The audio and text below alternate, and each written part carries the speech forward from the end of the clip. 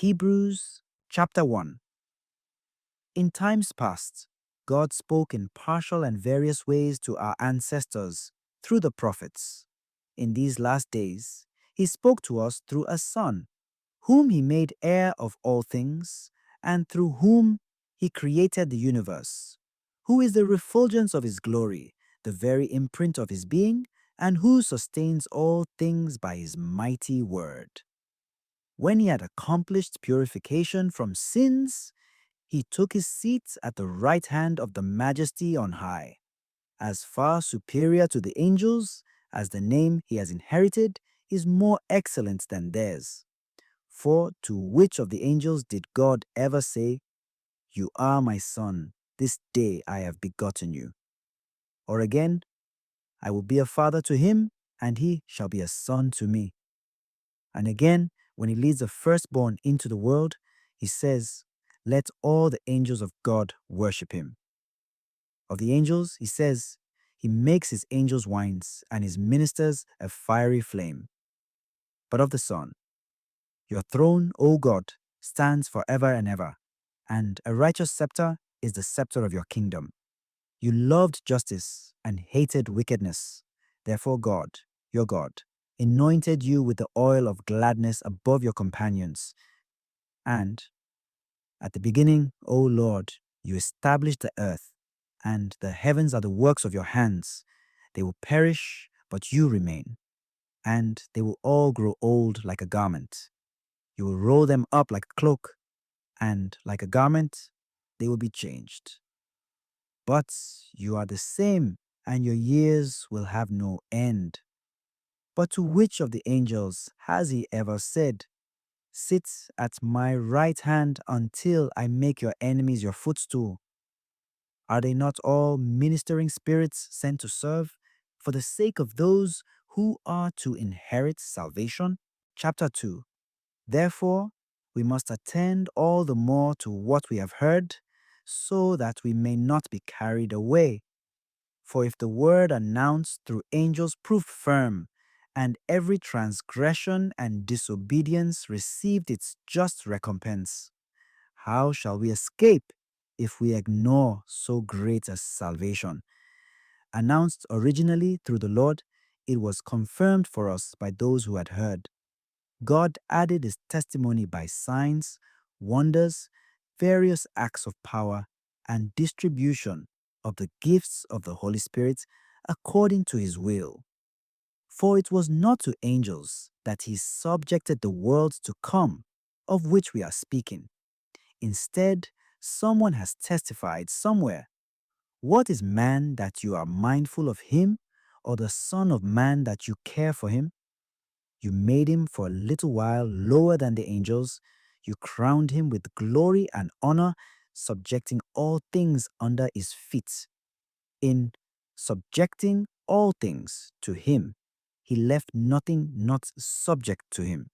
Yet at present we do not see all things subject to Him, but we do see Yeshua crowned with glory and honor, because it suffered death. He who for a little while was made lower than the angels, that by the grace of God He might taste death for everyone.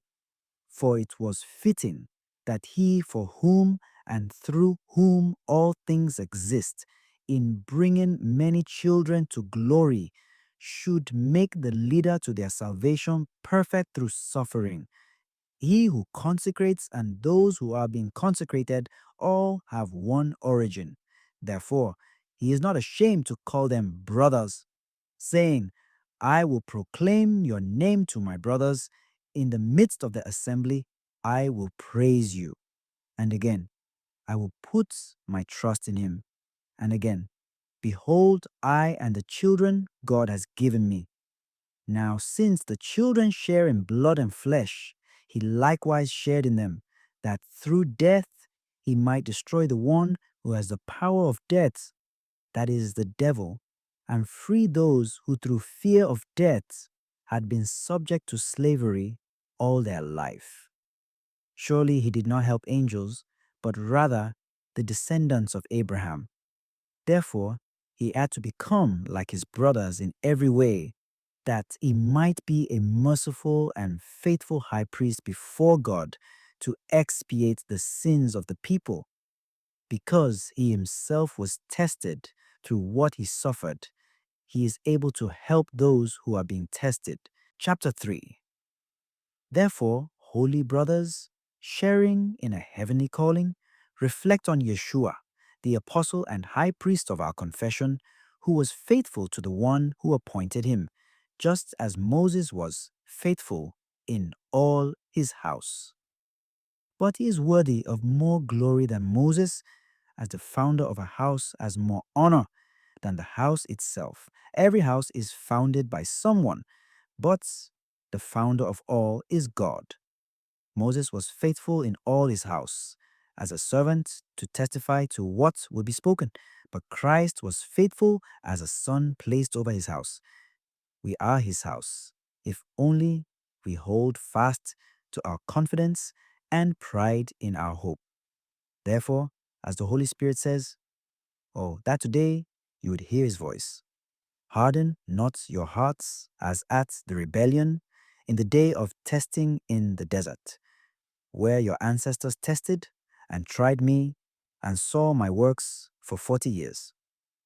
Because of this, I was provoked with that generation, and I said, they have always been of erring hearts, and they do not know my ways. As I swore in my wrath, they shall not enter into my rest. Take care, brothers, that none of you may have an evil and unfaithful heart, so as to forsake the living God. Encourage yourselves daily while it is still today, so that none of you may grow hardened by the deceit of sin. We have become partners of Christ if only we hold the beginning of the reality firm until the end. For it is said, oh, that today you would hear his voice. Harden not your hearts as at the rebellion. Who were those who rebelled when they heard? Was it not all those who came out of Egypt under Moses? With whom was he provoked for 40 years? Was it not those who had sinned whose corpses fell in the desert? And to whom did he swear that they should not enter into his rest, if not to those who were disobedient? And we see that they could not enter for lack of faith. Chapter 4. Therefore, let us be on our guard while the promise of entering into his rest remains, that none of you seem to have failed. For in fact, we have received the good news just as they did. But the word that they heard did not profit them, for they were not united in faith with those who listened. For we who believed enter into that rest, just as he has said, as I swore in my wrath, they shall not enter into my rest. And yet his works were accomplished at the foundation of the world. For he has spoken somewhere about the seventh day in this manner. And God rested on the seventh day from all his works. And again, in the previously mentioned place, they shall not enter into my rest. Therefore, since it remains that some will enter into it, and those who formerly received the good news did not enter because of disobedience, he once more set a day, today, when long afterwards he spoke through David, as already quoted. Oh, that today you would hear his voice. Harden not your hearts. Now, if Joshua had given them rest, he would not have spoken afterwards of another day. Therefore, a Sabbath rest still remains for the people of God. And whoever enters into God's rest, rests from his own works as God did from his. Therefore, let us strive to enter into that rest, so that no one may fall after the same example of disobedience. Indeed, the word of God is living and effective, sharper than any two-edged sword, penetrating even between soul and spirit, joints and marrow, and able to discern reflections and thoughts of the heart.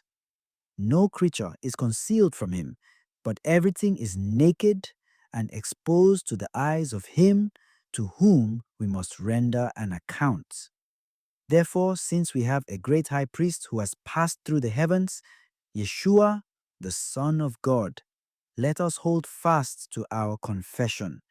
For we do not have a high priest who is unable to sympathize with our weaknesses, but one who has similarly been tested in every way, yet without sin. So let us confidently approach the throne of grace to receive mercy and to find grace for timely help. Chapter 5. Every high priest is taken from among men and made their representative before God to offer gifts and sacrifices for sins. He is able to deal patiently with the ignorant and erring, for he himself is beset by weakness, and so for this reason must make sin offerings for himself as well as for the people. No one takes this honor upon himself but only when called by God, just as Aaron was. In the same way, it was not Christ who glorified himself in becoming high priest, but rather the one who said to him, "You are my son, this day I have begotten you." Just as he says in another place, "You are a priest forever, according to the order of Melchizedek." In the days when he was in the flesh, he offered prayers and supplications with loud cries and tears to the one who was able to save him from death, and he was heard because of his reverence. Son though he was, he learned obedience from what he suffered. And when he was made perfect, he became the source of eternal salvation for all who obey him, declared by God High Priest according to the order of Melchizedek. About this, we have much to say, and it is difficult to explain, for you have become sluggish in hearing. Although you should be teachers by this time, you need to have someone teach you again the basic elements of the utterances of God. You need milk and not solid food. Everyone who lives on milk lacks experience of the word of righteousness, for he is a child. But solid food is for the mature, for those whose faculties are trained by practice to discern good and evil. Chapter 6. Therefore, let us leave behind the basic teaching about Christ and advance to maturity without laying the foundation all over again. Repentance from dead works and faith in God, instruction about baptisms and laying on of hands, resurrection of the dead, and eternal judgment. And we shall do this, if only God permits. For it is impossible, in the case of those who have once been enlightened and tasted the heavenly gift, and shared in the Holy Spirit, and tasted the good word of God, and the powers of the age to come, and then have fallen away, to bring them to repentance again, since they are recrucifying the Son of God for themselves and holding him up to contempt. Ground that has absorbed the rain falling upon it repeatedly and brings forth crops useful to those for whom it is cultivated, receives a blessing from God. But if it produces thorns and thistles, it is rejected. It will soon be cursed and finally burned. But we are sure in your regard, beloved, of better things related to salvation, even though we speak in this way. For God is not unjust, so as to overlook your work and the love you have demonstrated for his name, by having served and continuing to serve the holy ones. We earnestly desire each of you to demonstrate the same eagerness for the fulfillment of hope until the end, so that you may not become sluggish, but imitators of those who, through faith and patience, are inheriting the promises. When God made the promise to Abraham, since he had no one greater by whom to swear, he swore by himself and said, "I will indeed bless you and multiply you." And so, after patient waiting, he obtained the promise. Human beings swear by someone greater than themselves. For them, An oath serves as a guarantee and puts an end to all argument. So, when God wanted to give the heirs of his promise an even clearer demonstration of the immutability of his purpose, he intervened with an oath so that by two immutable things, in which it was impossible for God to lie, we who have taken refuge might be strongly encouraged to hold fast to the hope that lies before us. This we have as an anchor of the soul, sure and firm, which reaches into the interior behind the veil, where Yeshua has entered on our behalf as forerunner, becoming high priest forever, according to the order of Melchizedek. Chapter 7. This Melchizedek, king of Salem and priest of God Most High, met Abraham as he returned from his defeat of the kings, and blessed him. And Abraham apportioned to him a tenth of everything. His name first means righteous king, and he was also king of Salem, that is, king of peace. Without father, mother, or ancestry, without beginning of days or end of life, thus made to resemble the Son of God, he remains a priest forever. See how great he is, to whom the patriarch Abraham indeed gave a tenth of his spoils. The descendants of Levi, who receive the office of priesthood, have a commandment according to the law to exact tithes from the people, that is, from their brothers, although they also have come from the loins of Abraham. But he, who was not of their ancestry, received tithes from Abraham, and blessed him who had received the promises. Unquestionably, a lesser person is blessed by a greater. In the one case, mortal men receive tithes; in the other, a man of whom it is testified that he lives on. One might even say that Levi himself, who receives tithes, was tithed through Abraham, for he was still in his father's loins when Melchizedek met him. If, then, perfection came through the Levitical priesthood, on the basis of which the people received the law, what need would there still have been for another priest to arise according to the order of Melchizedek, and not reckoned according to the order of Aaron? When there is a change of priesthood, there is necessarily a change of law as well. Now he of whom these things are said belonged to a different tribe, of which no member ever officiated at the altar. It is clear that our Lord arose from Judah, and in regard to that tribe, Moses said nothing about priests. It is even more obvious if another priest is raised up after the likeness of Melchizedek, who has become so, not by a law expressed in a commandment concerning physical descent, but by the power of a life that cannot be destroyed. For it is testified, "You are a priest forever, according to the order of Melchizedek." On the one hand, a former commandment is annulled because of its weakness and uselessness, for the law brought nothing to perfection. On the other hand, a better hope is introduced, through which we draw near to God.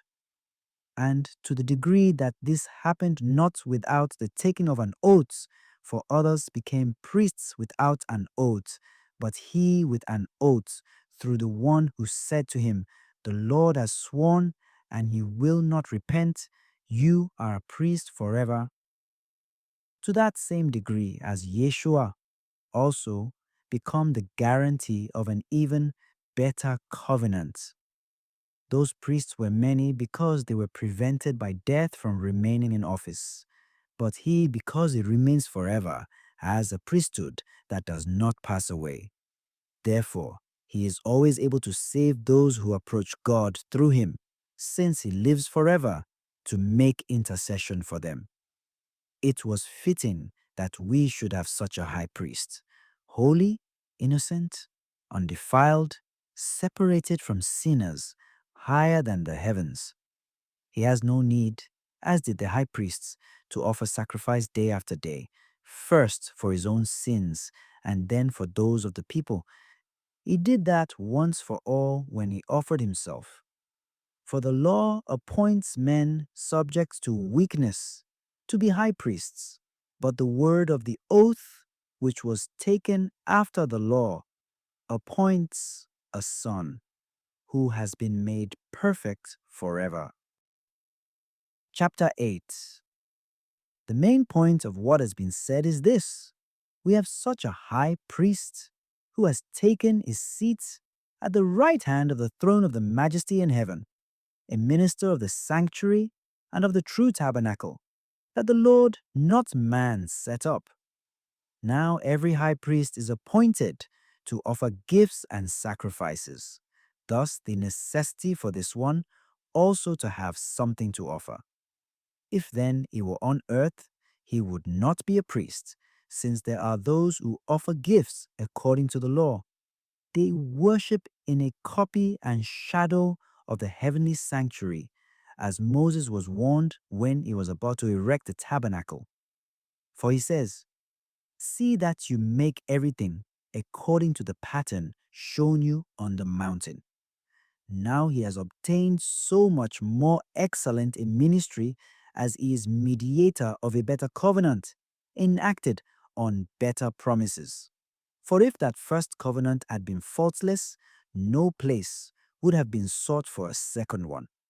But he finds fault with them and says, "Behold, the days are coming, says the Lord, when I will conclude a new covenant with the house of Israel and the house of Judah. It will not be like the covenant I made with their fathers the day I took them by the hand to lead them forth from the land of Egypt, for they did not stand by my covenant, and I ignored them, says the Lord. But this is the covenant I will establish with the house of Israel after those days, says the Lord. I will put my laws in their minds, and I will write them upon their hearts. I will be their God, and they shall be my people. And they shall not teach each one his fellow citizen and kinsman, saying, Know the Lord, for all shall know me, from least to greatest. For I will forgive their evil doing and remember their sins no more.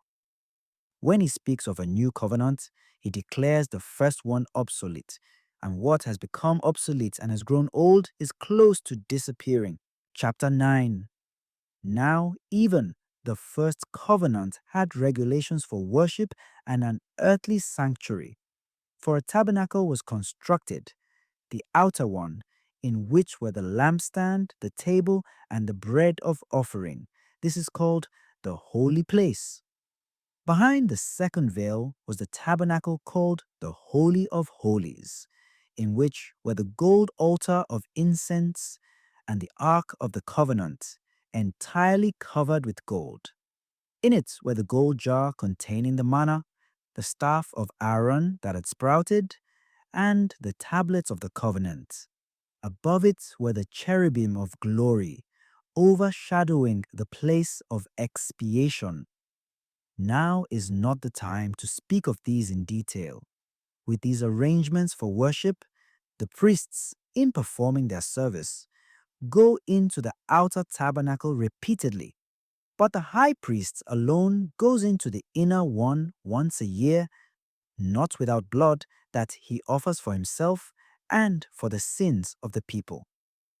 In this way, the Holy Spirit shows that the way into the sanctuary had not yet been revealed, while the outer tabernacle still had its place. This is a symbol of the present time, in which gifts and sacrifices are offered that cannot perfect the worshipper in conscience, but only in matters of food and drink and various ritual washings. Regulations concerning the flesh, imposed until the time of the new order.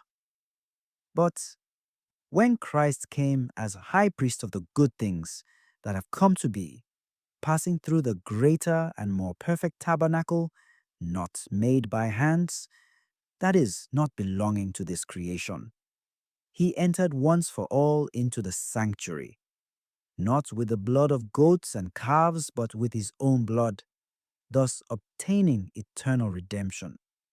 For if the blood of goats and bulls and the sprinkling of a heifer's ashes can sanctify those who are defiled so that their flesh is cleansed, how much more will the blood of Christ, who through the eternal Spirit offered himself unblemished to God, cleanse our consciences from dead works to worship the living God?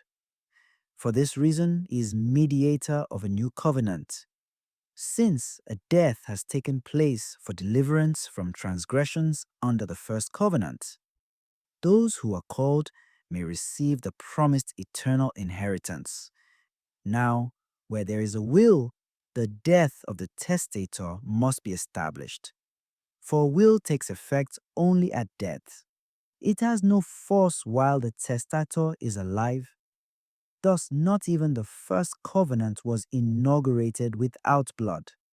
When every commandment had been proclaimed by Moses to all the people according to the law, he took the blood of calves and goats, together with water and crimson wool and hyssop, and sprinkled both the book itself and all the people, saying, "This is the blood of the covenant which God has enjoined upon you."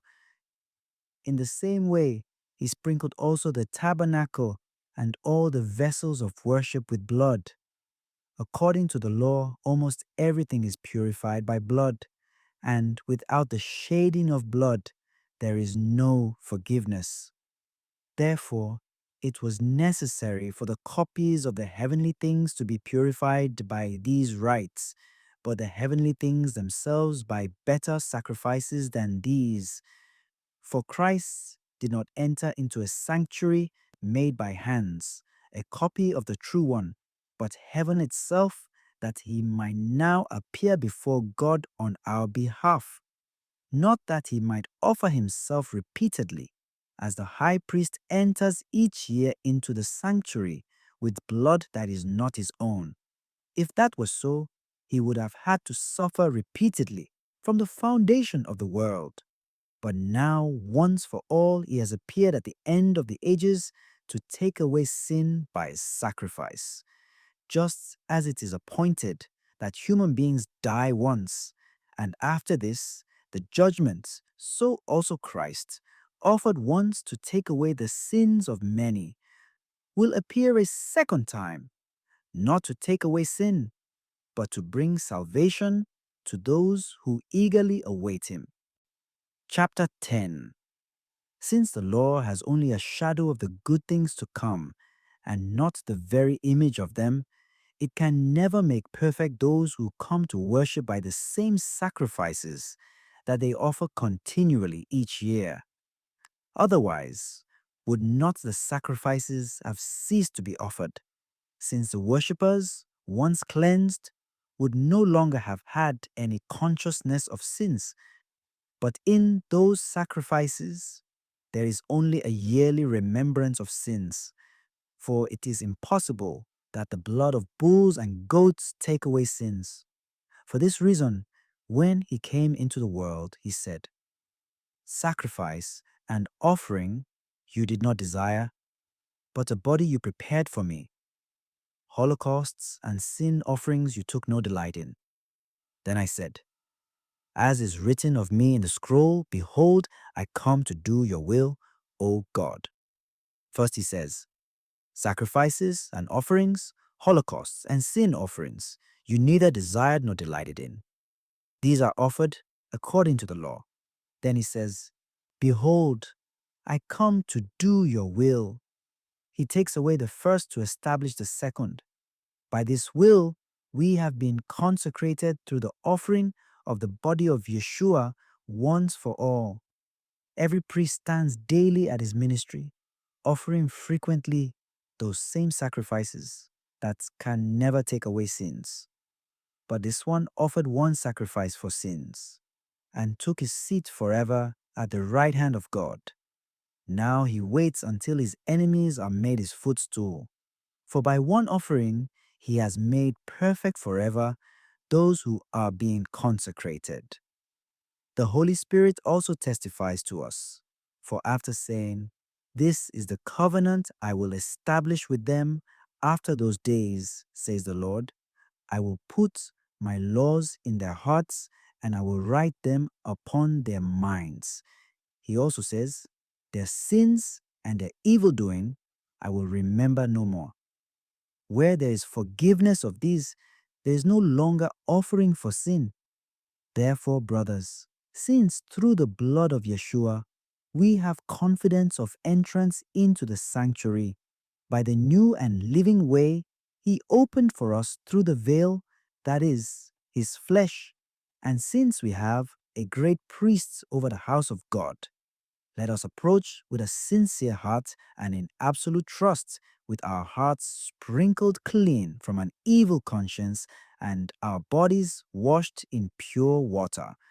Let us hold unwaveringly to our confession that gives us hope, for he who made the promise is trustworthy.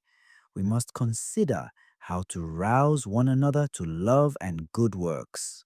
We should not stay away from our assembly, as is the custom of some, but encourage one another, and this all the more as you see the day drawing near. If we sin deliberately after receiving knowledge of the truth, there no longer remains sacrifice for sins, but a fearful prospect of judgment and a flaming fire that is going to consume the adversaries. Anyone who rejects the law of Moses is put to death without pity on the testimony of 2 or 3 witnesses. Do you not think that the much worse punishment is due the one who has contempt for the Son of God, considers unclean the covenant blood by which he was consecrated, and insults the Spirit of grace? We know the one who said, "Vengeance is mine, I will repay," and again, "The Lord will judge his people." It is a fearful thing to fall into the hands of the living God. Remember the days past when, after you had been enlightened, you endured a great contest of suffering. At times you were publicly exposed to abuse and affliction. At other times you associated yourselves with those so treated. You even joined in the sufferings of those in prison and joyfully accepted the confiscation of your property, knowing that you had a better and lasting possession. Therefore, do not throw away your confidence. It will have great recompense. You need endurance to do the will of God and receive what He has promised. For, after just a brief moment, He who is to come shall come, He shall not delay. But my just one shall live by faith. And if he draws back, I take no pleasure in him.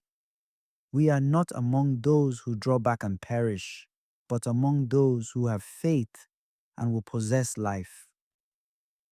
Chapter 11. Faith is the realization of what is hoped for and evidence of things not seen. Because of it, the ancients were well attested. By faith, we understand that the universe was ordered by the Word of God, so that what is visible came into being through the invisible. By faith, Abel offered to God a sacrifice greater than Cain's. Through this, he was attested to be righteous, God bearing witness to his gifts. And through this, though dead, he still speaks. By faith, Enoch was taken up so that he should not see death. And he was found no more, because God had taken him. Before he was taken up, he was attested to have pleased God. But without faith, it is impossible to please him. For anyone who approaches God must believe that he exists and that he rewards those who seek him. By faith, Noah, warned about what was not yet seen, with reverence built an ark for the salvation of his household. Through this, he condemned the world and inherited the righteousness that comes through faith. By faith, Abraham obeyed when he was called to go out to a place that he was to receive as an inheritance. He went out not knowing where he was to go. By faith, he sojourned in the promised land as in a foreign country, dwelling in tents with Isaac and Jacob, heirs of the same promise. For he was looking forward to the city with foundations, whose architect and maker is God. By faith, he received power to generate, even though he was past the normal age and Sarah herself was sterile. For he thought that the one who had made the promise was trustworthy. So it was that there came forth from one man, himself as good as dead, descendants as numerous as the stars in the sky, and as countless as the sands on the seashore. All these died in faith. They did not receive what had been promised, but saw it and greeted it from afar, and acknowledged themselves to be strangers and aliens on earth. For those who speak thus show that they are seeking a homeland. If they had been thinking of the land from which they had come, they would have had opportunity to return. But now they desire a better homeland, a heavenly one. Therefore, God is not ashamed to be called their God, for he has prepared a city for them. By faith, Abraham, when put to the test, offered up Isaac, and he who had received the promises was ready to offer his only son, of whom it was said, "Through Isaac descendants shall bear your name."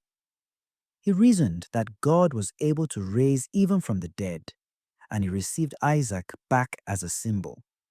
By faith regarding things still to come, Isaac blessed Jacob and Esau. By faith, Jacob, when dying, blessed each of the sons of Joseph and bowed in worship, leaning on the top of his staff. By faith, Joseph, near the end of his life, spoke of the exodus of the Israelites and gave instructions about his bones. By faith, Moses was hidden by his parents for 3 months after his birth, because they saw that he was a beautiful child and they were not afraid of the king's edicts. By faith, Moses, when he had grown up, refused to be known as the son of Pharaoh's daughter. He chose to be ill-treated along with the people of God rather than enjoy the fleeting pleasure of sin. He considered the reproach of the anointed greater wealth than the treasures of Egypt, for he was looking to the recompense. By faith, he left Egypt, not fearing the king's fury, for he persevered as if seeing the one who is invisible. By faith, he kept the Passover and sprinkled the blood, that the destroyer of the firstborn might not touch them. By faith, they crossed the Red Sea as if it were dry land. But when the Egyptians attempted it, they were drowned. By faith, the walls of Jericho fell after being encircled for 7 days. By faith, Rahab, the harlot, did not perish with the disobedient, for she had received the spies in peace. What more shall I say? I have not time to tell of Gideon, Barak, Samson, Jephthah, of David and Samuel and the prophets, who by faith conquered kingdoms, did what was righteous, obtained the promises. They closed the mouths of lions, put out raging fires, escaped the devouring sword. Out of weakness, they were made powerful, became strong in battle, and turned back foreign invaders. Women received back their dead through resurrection. Some were tortured and would not accept deliverance in order to obtain a better resurrection. Others endured mockery, scourging, even chains and imprisonment. They were stoned, sawed in two, put to death at sword's point. They went about in skins of sheep or goats, needy, afflicted, tormented. The world was not worthy of them. They wandered about in deserts and on mountains, in caves and in crevices in the earth. Yet all these, though approved because of their faith, did not receive what had been promised. God had foreseen something better for us, so that without us, they should not be made perfect. Chapter 12. Therefore, since we are surrounded by so great a cloud of witnesses, let us rid ourselves of every burden and sin that clings to us and persevere in running the race that lies before us while keeping our eyes fixed on Yeshua, the leader and perfecter of faith. For the sake of the joy that lay before him, he endured the cross, despising its shame, and has taken his seat at the right of the throne of God. Consider how he endured such opposition from sinners, in order that you may not grow weary and lose heart. In your struggle against sin, you have not yet resisted to the point of shedding blood. You have also forgotten the exhortation addressed to you as sons. My son, do not disdain the discipline of the Lord or lose heart when reproved by him. For whom the Lord loves, he disciplines. He scourges every son he acknowledges.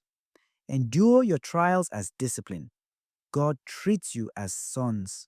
For what son is there whom his father does not discipline? If you are without discipline, in which all have shared, you are not sons but bastards. Besides this, we have had our earthly fathers to discipline us, and we respected them. Should we not then submit all the more to the Father of spirits and live? They disciplined us for a short time as seemed right to them, but he does so for our benefit, in order that we may share his holiness. At the time, all discipline seems a cause not for joy, but for pain. Yet later, it brings the peaceful fruit of righteousness to those who are trained by it. So strengthen your drooping hands and your weak knees. Make straight paths for your feet, that what is lame may not be dislocated but healed. Strive for peace with everyone and for that holiness without which no one will see the Lord. See to it that no one be deprived of the grace of God, that no bitter roots spring up and cause trouble, through which many may become defiled, that no one be an immoral or profane person like Esau, who sold his birthright for a single meal. For you know that later, when he wanted to inherit his father's blessing, he was rejected because he found no opportunity to change his mind, even though he sought the blessing with tears. You have not approached that which could be touched, and a blazing fire, gloomy darkness, and storm, and a trumpet blast, and a voice speaking words, such that those who heard begged that no message be further addressed to them, for they could not bear to hear the command, if even an animal touches the mountain, it shall be stoned. Indeed, so fearful was the spectacle that Moses said, I am terrified and trembling. No, you have approached Mount Zion and the city of the living God, the heavenly Jerusalem, and countless angels in festal gathering, and the assembly of the firstborn enrolled in heaven, and God the judge of all, and the spirits of the just made perfect, and Yeshua, the mediator of a new covenant, and the sprinkled blood that speaks more eloquently than that of Abel. See that you do not reject the one who speaks, for if they did not escape when they refused the one who warned them on earth, how much more in our case, if we turn away from the one who warns from heaven? His voice shook the earth at that time, but now he has promised, I will once more shake not only earth, but heaven. That phrase, once more, points to the removal of shaken, created things, so that what is unshaken may remain. Therefore, we who are receiving the unshakable kingdom should have gratitude, with which we should offer worship pleasing to God in reverence and awe, for our God is a consuming fire. Chapter 13. Let mutual love continue. Do not neglect hospitality, for through it some have unknowingly entertained angels. Be mindful of prisoners as if sharing their imprisonment, and of the ill-treated as of yourselves, for you also are in the body. Let marriage be honored among all, and the marriage bed be kept undefiled. For God will judge the immoral and adulterers. Let your life be free from love of money, but be content with what you have. For he has said, I will never forsake you or abandon you. Thus we may say, with confidence, the Lord is my helper, and I will not be afraid. What can anyone do to me? Remember your leaders who spoke the word of God to you. Consider the outcome of their way of life and imitate their faith. Yeshua is the same yesterday, today, and forever. Do not be carried away by all kinds of strange teaching. It is good to have our hearts strengthened by grace and not by foods, which do not benefit those who live by them. We have an altar from which those who serve the tabernacle have no right to eat. The bodies of the animals whose blood the high priest brings into the sanctuary as a sin offering are burned outside the camp. Therefore, Yeshua also suffered outside the gate to consecrate the people by his own blood. Let us then go to him outside the camp, bearing the reproach that he bore. For here we have no lasting city, but we seek the one that is to come. Through him, then, let us continually offer God a sacrifice of praise, that is the fruit of lips that confess his name. Do not neglect to do good and to share what you have. God is pleased by sacrifices of that kind. Obey your leaders and defer to them, for they keep watch over you and will have to give an account, that they may fulfill their task with joy and not with sorrow, for that will be of no advantage to you. Pray for us, for we are confident that we have a clear conscience, wishing to act rightly in every respect. I especially ask for your prayers, that I may be restored to you very soon. May the God of peace, who brought up from the dead the great shepherd of the sheep by the blood of the eternal covenant, Yeshua our Lord, furnish you with all that is good, that you may do his will. May he carry out in you what is pleasing to him through Yeshua, to whom be glory forever and ever. Amen. Brothers, I ask you to bear with this message of encouragement, for I have written to you rather briefly. I must let you know that our brother Timothy has been set free. If he comes soon, I shall see you together with him. Greetings to all your leaders and to all the holy ones. Those from Italy send you greetings. Grace be with all of you.